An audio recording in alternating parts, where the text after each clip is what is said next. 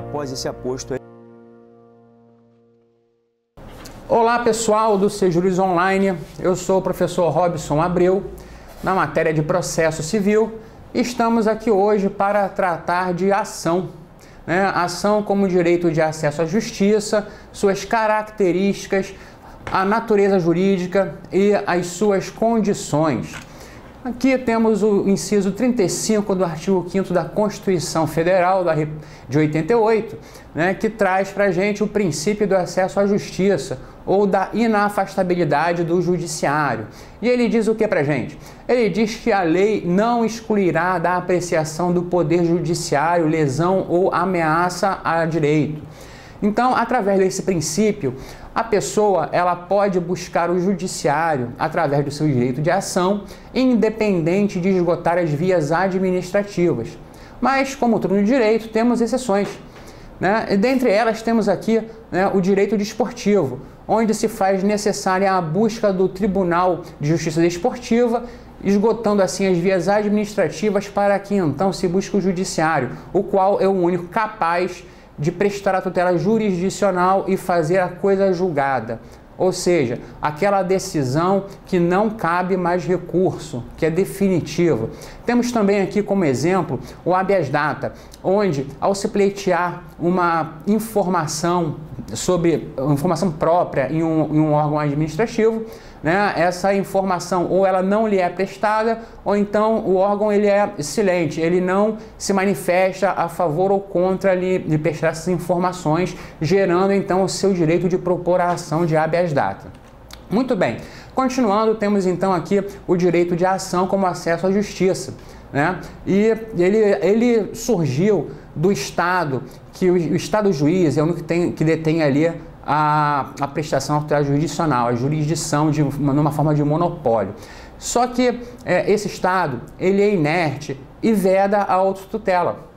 E para que a gente provoque o Estado para ele se manifestar, temos então que exercer esse direito de ação, que é um direito subjetivo, porque ele gera uma obrigação para o Estado de prestar essa tutela jurisdicional para a pessoa, exercendo assim essa função jurisdicional de aplicar o direito ao caso concreto através do processo, que é um instrumento pelo qual ali ele vai unir a ação à jurisdição para prestar a tutela jurisdicional de forma plena e efetiva, solucionando os conflitos que lhe foram apresentados pelas partes. Temos assim então aqui a formação da trilogia estrutural do processo, que é a ação, a jurisdição e o processo. Essa trilogia ela tem então como características a ação, que como já dissemos anteriormente, é um direito subjetivo de provocar o judiciário, tirando-o de sua inércia para que preste a tutela jurisdicional. A jurisdição, que é o monopólio do Estado, é o poder do Estado juiz para aplicar o direito a um caso concreto, objetivando assim solucionar o conflito de interesses de forma pacífica, resguardando a aplicação da lei e a ordem jurídica. E por fim aqui da trilogia temos o processo, que é a instrumentalização da ação e da jurisdição, sendo o meio pelo qual o Estado juiz vai prestar a tutela jurisdicional, proferindo uma decisão ali sobre o conflito apresentado, decidindo quem tem ou não razão.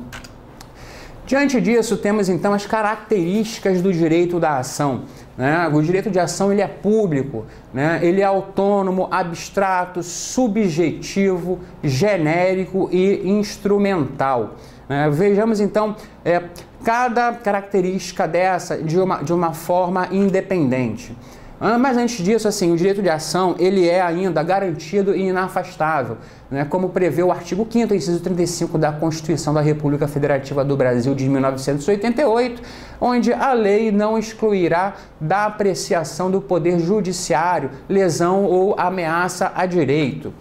Então, as características da ação são autônomo e independente do direito material, embora vise resguardar a ameaça ou lesão a este. ela não depende ali de você ter uma lesão ou uma ameaça. Você pode acionar o Estado, né, o exercício do direito de ação, propor um processo, uma ação contra alguém, né, ainda que você não tenha uma ameaça ali ou uma lesão a um direito, né, material seu. Ele é ainda instrumental, né? Ele é um meio, né? É através do qual você vai provocar o judiciário, né? Para que se chegue até a prestação da tutela jurisdicional, né? De preferência ali, né? Pelos princípios constitucionais, de uma forma plena e efetiva, porque também não adianta a gente buscar uma tutela jurisdicional, né? Que não nos seja útil. Né, você tenha um papel na mão ali que você não consegue cobrar, não consegue executar, né, o que causaria então aí uma insegurança jurídica. Uma outra característica ali é o direito de ação, ele é abstrato, né, ele independe de fato ou resultado final do processo. Não me interessa se vai ser procedente ou improcedente a ação, né? O que interessa é que eu tenho esse direito de ação, nós temos. Você, meu querido aluno, você tem esse direito de ação e pode exercê-lo em qualquer momento que você achar necessário para provocar o Estado e tirá-lo dessa inércia. O direito de ação ainda tem como característica ser genérico. Por quê? Porque ele é garantido a todos sem qualquer tipo de distinção. Também é público, né? Ele somente pode ser exigido do Estado juiz, que é quem detém o monopólio da jurisdição. Lembramos, o Estado veda a autotutela. Inclusive é previsto pelo Código Penal que é crime o exercício arbitrário das próprias razões.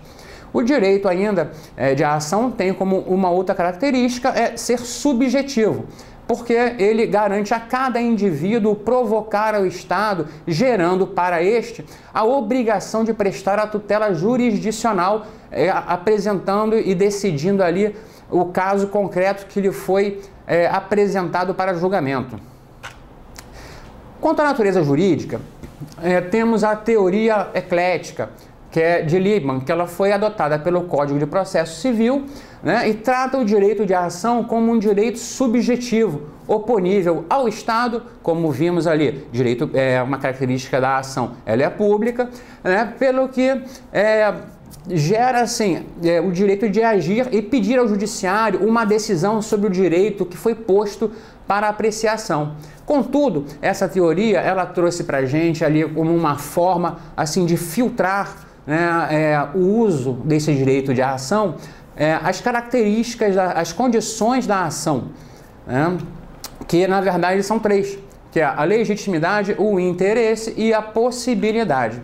Então, o direito de ação, na verdade, ele se trata de um direito subjetivo, gerando para o Estado o dever de prestar a tutela jurisdicional, independente do direito material, havendo, contudo, a necessidade de se verificar a existência dessas condições da ação, que, como falamos, são a legitimidade da causa, né, das partes, interesse de agir e a possibilidade jurídica que temos do pedido.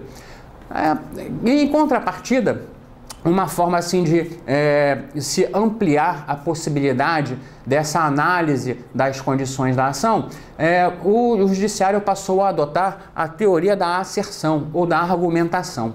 O que essa teoria diz? Ela diz que, em tese, as condições da ação serão analisadas inicialmente de uma forma abstrata, né, considerando-se hipoteticamente que elas são verdadeiras como colocadas já inicial, e podem ser apreciadas a qualquer momento do processo, durante todo o seu trâmite, desde que antes de uma decisão final de mérito. Então, assim, nós temos que essas condições da ação, elas podem ser apreciadas a qualquer momento, não necessariamente quando da propositura da ação, mas sim durante todo o trâmite processual até logo antes ali de uma decisão de mérito, quando o juiz então vai apreciar se realmente há legitimidade, se há o interesse e se há a possibilidade jurídica do pedido. Essas condições da ação que já vínhamos falando, elas são estabelecidas aqui principalmente pelo artigo 267, inciso 6 do Código de Processo Civil, né, que diz ali, das condições da ação como a possibilidade jurídica, a legitimidade das partes e o interesse processual. As condições da ação ainda são normas de ordem pública. Elas podem, como estabelece o parágrafo 3º do artigo 267, serem analisadas a qualquer momento do processo, independente de grau ou instância, desde que ainda não tenha sido proferida a sentença de mérito. Aqui, ó, o parágrafo 3º do artigo 267. O juiz conhecerá de ofício, em qualquer tempo e grau de jurisdição, enquanto não proferida a sentença de mérito, na matéria constante dos incisos 4, 5 e 6. Beleza? Continuando então com as nossas condições da ação, temos aqui então uma forma de gravar essas condições mais fáceis para a gente, para o nosso estudo. Legitimidade, interesse e possibilidade. LIPO. A gente nunca mais vai esquecer aqui das condições, pensando sempre na LIPO. Então esqueçam: legitimidade das partes, interesse de agir e possibilidade jurídica do pedido ou da causa de pedir. Temos então aqui como primeira condição da ação a ser estudada a legitimidade ad causa. Estabelece o artigo 6º do Código de Processo Civil que ninguém poderá pleitear em nome próprio direito alheio, salvo quando autorizado por lei. E ainda o artigo 3º do Código de Processo Civil, que diz que para se propor ou contestar a ação é necessário ter interesse e legitimidade. A legitimidade ad causa, ela se divide em ativa e passiva, sendo a ativa aquela legitimidade que pertence ao autor da ação e a passiva aquela que pertence ao réu da demanda. Essa legitimidade ainda, ela se subdivide em ordinária e extraordinária. Aqui temos um gráfico que fica mais claro para a gente entender. A extraordinária, que é a exceção, e a ordinária, que é a regra. Essa extraordinária ainda aqui, ela vai se subdividir em exclusiva, concorrente e subsidiária. A ordinária, que é a primeira parte aqui do artigo 6º do Código de Processo Civil, que ninguém poderá pleitear em nome próprio direito alheio. Ou seja, a contrário senso, a gente só pode pleitear aquilo que é direito nosso. Temos aqui então, a ordinária é aquela legitimidade que pertence ao próprio indivíduo, aquele que pleiteia direito seu em seu nome, como por exemplo aqui na ação de reparação por danos morais, onde somente pode demandar aqueles que forem sujeitos, da relação jurídica de direito material. Quanto à extraordinária, que é ali a parte final do artigo 6º do CPC, que ninguém poderá pleitear em nome próprio, direito alheio, salvo quando autorizado por lei. Então, a legitimidade extraordinária, que é a nossa exceção à regra, né, ela ocorre quando alguém, pessoa física ou jurídica, ela vem em juízo em nome próprio pleiteando direito alheio, como por exemplo aqui no caso do sindicato representando seus sindicalizados, do habeas corpus, da ação popular, do mandado de segurança coletivo, dentre outros. Temos que ter um pouco de atenção quando falamos aqui do sindicato, porque o sindicato também pode deter a legitimidade ordinária. Por exemplo, quando ele, com seu veículo trafegando pela via pública, tem eixo aborroado por um outro carro, somente ele terá o direito ali, a legitimidade ordinária para pleitear a reparação dos danos materiais que sofreu com seu veículo. Então, muito cuidado para não confundir o sindicato enquanto legitimidade ordinária e o sindicato quando estiver representando seus sindicalizados, que aí terá sim a legitimidade extraordinária. Muito bem, a nossa legitimidade extraordinária, ela vem a se subdividir em exclusiva, em concorrente e subsidiária. Inicialmente, a legitimidade exclusiva, ela ocorre quando somente caberá a legitimidade extraordinária. Por exemplo, como no caso da ação popular, que é que o cidadão ali, ele visa resguardar um prejuízo, um dano ao patrimônio público, ao patrimônio histórico-cultural, ao meio ambiente, à moralidade administrativa, né, ou à entidade de que o Estado venha a participar. Assim, não existe a legitimidade do Estado para mover essa ação. Existe apenas a legitimidade extraordinária do cidadão para propor essa ação para resguardar um bem do Estado, um patrimônio do Estado. Temos então somente a presença da legitimidade extraordinária exclusiva. Então, a legitimidade extraordinária concorrente, né, ela ocorre quando há ali a presença da legitimidade ordinária e da extraordinária ao mesmo tempo, como no caso do habeas corpus, né, onde o paciente ele mesmo pode impetrar um habeas corpus para resguardar o seu direito, né, de ir e vir, de locomoção, ou então qualquer pessoa pode impetrar o habeas corpus também para resguardar o direito desse paciente. Beleza? Então, continuando agora aqui, a gente tem a legitimidade extraordinária subsidiária, que é aquela que é fixada, a legitimidade ordinária por lei, tá? Para que seja exercida durante determinado período de tempo ou em determinado período de tempo, e no caso de não ser exercida, ela traz também ali a legitimidade extraordinária de uma forma subsidiária. Por exemplo, no caso da ação penal privada subsidiária da pública, onde o Ministério Público, ao não observar o prazo legal para oferecimento da denúncia, ele acaba gerando ao particular, aquele que foi ofendido, que foi vítima, o direito de oferecer a queixa-crime, né? Ali a ação penal privada subsidiária da pública, como prevê o Código de Processo Civil, e o MP então poderá aditar a queixa, então, retomar a ação para si e aí por diante, como prevê o CPP. Continuando, então, temos agora como condição da ação o interesse de agir, né, que estabelece ali o nosso artigo 3º do CPC, que para propor ou contestar a ação é necessário ter interesse e legitimidade. Já o artigo 4º do Código de Processo Civil, ele nos diz que o interesse do autor ele pode se limitar, veja bem, ele pode também se limitar à declaração, ou seja, ele pode pleitear em juízo aqui uma declaração de existência ou de inexistência de uma relação jurídica, né, uma relação anterior que vai ser reconhecida, declarada pelo juízo. Temos como exemplo, então, a ação de reconhecimento de paternidade, né? Onde ali o menor, né, o genitor, ele propõe a ação perante o judiciário para que o judiciário declare, afirme que ele é ou ele não é ali, né, o pai ou o filho daquele demandado. Beleza? Continuando então aqui no inciso 2 do artigo 4º do CPC também, temos aqui que pode se limitar a declaração de autenticidade ou falsidade de documento. A gente vê um documento que está em nosso nome e a gente afirma que não assinou aquele documento, não preencheu, aquele documento é falso, e a gente ali vai entrar com uma ação para declará-lo ser falso ou não, né? A gente produz uma prova pericial, seja grafotécnica ou outro tipo, para atestar a autenticidade ou não daquele documento. Continuando então, já o parágrafo único do artigo 4º do CPC, ele diz que é admissível a ação declaratória, ainda que tenha ocorrido a violação a um direito. Ou seja, mesmo que tenhamos ali o nosso direito violado, eu posso querer ali entrar apenas com uma declaração, com uma ação declaratória para que o juiz diga que eu tive aquele direito violado.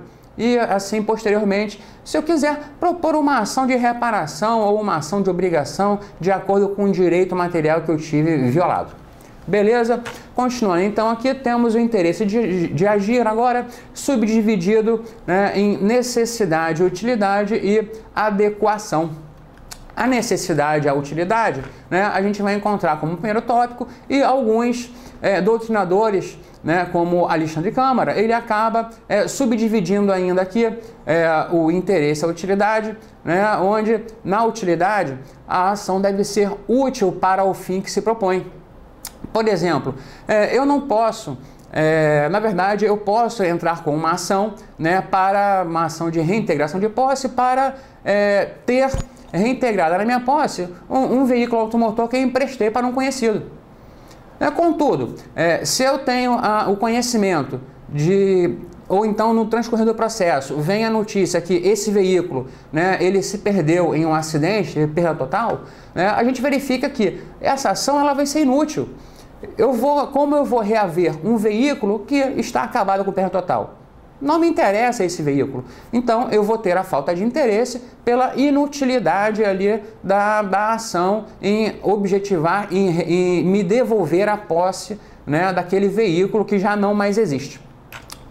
Quanto à necessidade, né, a ação deve ser necessária ao fim que se propõe.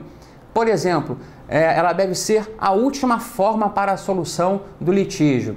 Assim, a gente recebe mensalmente a nossa conta de telefone celular, né, da nossa operadora, e a gente verifica que a conta ela vem no valor exorbitante, muito além da minha média mensal.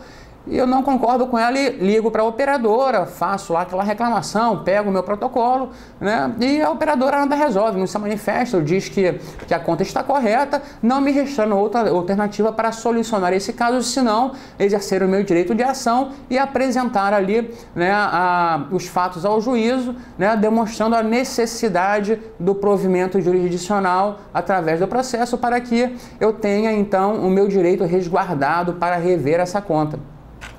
Agora, o interesse como adequação. Trata esse interesse de adequação, né, na verdade, de eleição da via correta para conseguir o objetivo que eu me proponho. Eu tenho que propor a ação correta para conseguir ali o objeto, né, imediato da minha ação, ou seja, conseguir aquele direito resguardado. Então, como exemplo aqui, a gente tem, né, a ação de alimentos, né, que serve para fixar os alimentos. Então, eu não posso, de imediato, visando fixar os alimentos, propor uma ação de execução de alimentos. Por quê? Porque eu não tenho os elementos necessários para a propositura da ação de execução. Quando, na verdade, a ação de execução, ela visa o que? Ela visa cobrar e executar alimentos que já foram fixados e que não foram pagos. Muito bem? Então, vamos continuando aqui com nossas condições da ação e temos agora aqui a possibilidade jurídica do pedido, né, ou da demanda, também como entende Alexandre Câmara, né, que ele diz que, na verdade, a possibilidade jurídica do pedido é a não vedação legal do pedido ou da causa de pedir, né, porque o pedido seja, para que ele seja assim juridicamente possível. Por que dizemos então a não vedação legal do pedido da causa de pedir? Porque, por exemplo, como a doutrina clássica ela apresenta para a gente ali a cobrança de dívida de jogo como um exemplo, né, de pedido juridicamente impossível. Na verdade, se a gente analisar, né, esse pedido aqui de cobrança de dívida de jogo, o pedido de cobrança, o pedido de pagamento, o pedido de valores, ele é lícito, ele é previsto em lei, não é vedado. Contudo, o artigo 814 do Código Civil, ele prevê que as dívidas de jogo não poderão ser cobradas em juízo. Então, a gente vai verificar que o pedido da cobrança, na verdade, ele é possível, ele é legal, ele é lícito. Mas, ali, a causa de pedir, ou seja, eu ganhei um valor através de um jogo e aquele que perdeu se recusa a me pagar, né? Essa causa de pedir, ela é vedada pela lei, como diz aqui o artigo 814 do Código Civil. As dívidas de jogo ou de aposta não obrigam o pagamento. Então aqui a gente tem exatamente aqui um exemplo, né, da vedação da causa de pedir. Outro exemplo aqui, né, que nós temos, que aí sim seria do pedido, né, é o pedido de uso capião de bem público. Porque conforme todos estudamos em direito administrativo, né, os bens públicos eles não podem ser usucapidos. Beleza? Então, paramos por aqui hoje e nos encontramos numa próxima oportunidade. Um abraço e bons estudos!